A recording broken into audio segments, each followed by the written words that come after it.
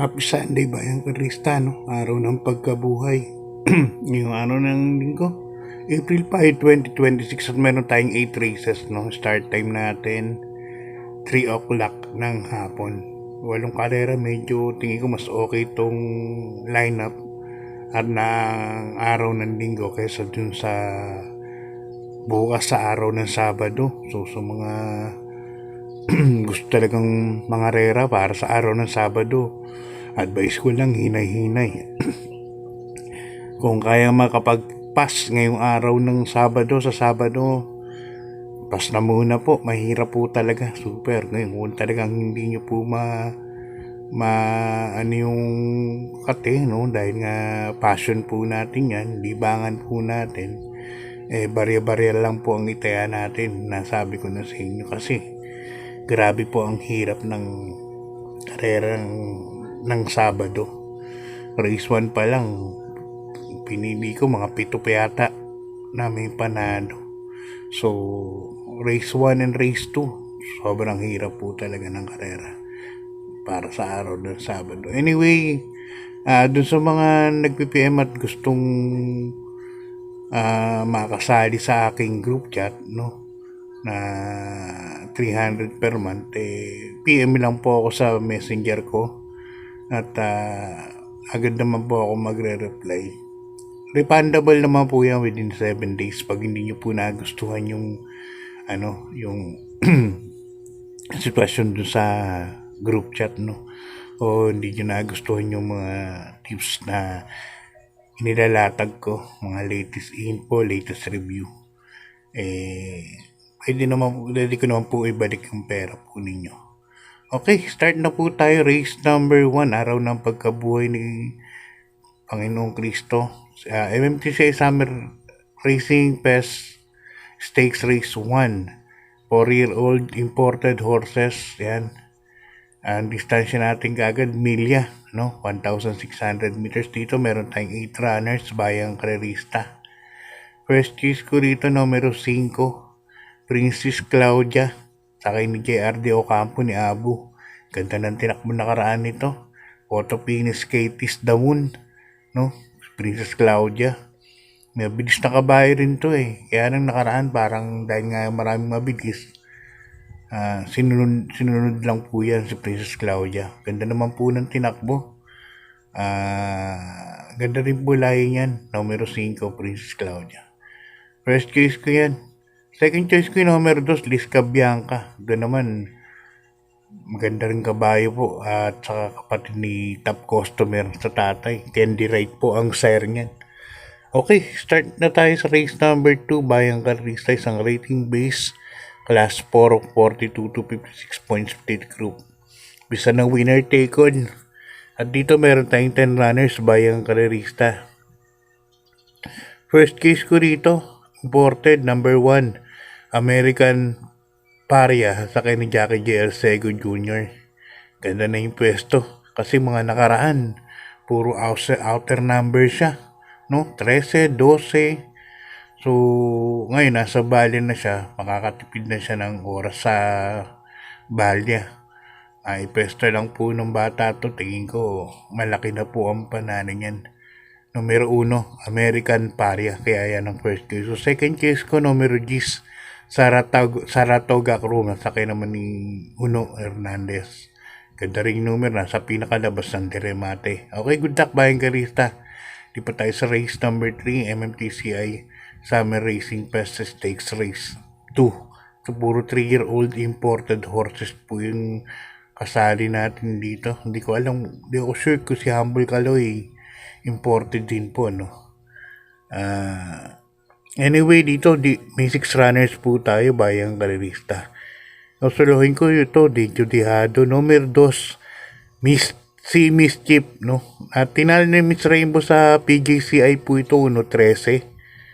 Pero nakapigil na si O'Neil nun. Parang di naman talaga binigyan ng no? Yung aire ng kabayo. Mabilis po ito eh. So tingin ko baka segundo pwesto, tercero pwesto po ito, kabayo na to. Si Mischief, anak po ito ni Into Mischief, no? Itong kabayo na to. Kaya inaasahan ko malaki po ang panalo niyan para sa akin. Okay, good luck Bayang Karista. Lipat na po tayo sa race number 4. Isang rating base last 4, 42 to 56 points split group. At dito meron tayong 9 runners. Umpisa rin po ng pick 5 natin. Second pick 5 na yata to. From races 4 to 8. Dito, solohin ko na po ito, numero 1, Perpetuator, sasakay ni Apoy Asuncion. Nakaraan, nasalto po agad to pag salida. Bagay, part of racing po yun. Anong time na yun, nasa numero 8 yata siya nun. Parang nabangga ka agad ang numero 7, kaya napapigil po si Apoy Asuncion, sabay habol. Segundo pa dumating. Pero ngayon, tingin ko medyo gumaan po ang laban. Para sa akin po, susuluhin ko po yan. Numero 1, Perpetuator. Yan, parang one for the day ko nga yan. Parang sa araw ng linggo. Okay, good luck mga sa lipat sa race number 5. Isang rating base class 5, 17 to 41 point split group. At dito meron po tayong 9 runners bayang karerista. First case ko, numero 7, Don Lucas, sasakay ni Alison Pabilik. Ito, nakaram, hindi masyadong maganda yung tinakbo, no? Pero, silbing batak tingin ko eh. Ganda rin naman ang naging tempo niya, 1.31 sa unang laban niya after ng long vacation. Kaya tingin ko, mag-i-improve po itong kabahay na to. Maganda na rin yung tinakbo kung pagbabasihan niyo po yung time na natapos niya. Second choice ko na rin yung numero 1, Prince Leather, at sakay ni Jackie Uno Hernandez. Ito naman, si Prince Leather, may 1.28 naman to distansya na to. Kahit medyo malalim ang pista, tingin ko kayang kumuha ng 1.29, 1.30. Kaya panguha rin po yan. Good luck mga sa lipat tayo sa race number 6, ang rating base class 5, 17 to 41 point split group. 1400 meters po ulit tayo. First case ko rito, numero 2, couple entry na Tenacity and Metal Strength. Isang di bandera, isa di remate. Mabigyan lang ng go signal to. Tingin ko malaki po ang panalo. Siyempre, worse. 2 heads better than 1. Tingin ko parehas din po may panalo yan. So, yan po ang first case ko. Second case ko, numero 7A. Work from home. Eto, alam naman natin, magaling po ito pag sa labas ng numero. Mapupunta siya sa gate number 11. Last to enter to. So, tingin ko makakapwesto rin po kagad. Lalagay lang po ko ng Dihado sa kanya Eco Serrano, numero 9. Electrify. Eto, pag nilaban din niya, may panalo din po yan. Yung 9 na yan. Okay, good luck mga karisa. Lipat tayo sa race number 7, penultimate race. Isang rating base class 3, 57 to 70 points split group. Milya po ang karir natin, 1,600 meters. At dito meron po tayong 12 runners bayang karerista. So, suluhin ko na po ito, numero 4. Every 4 years, sasakay ni Jackie Jeff Sarate.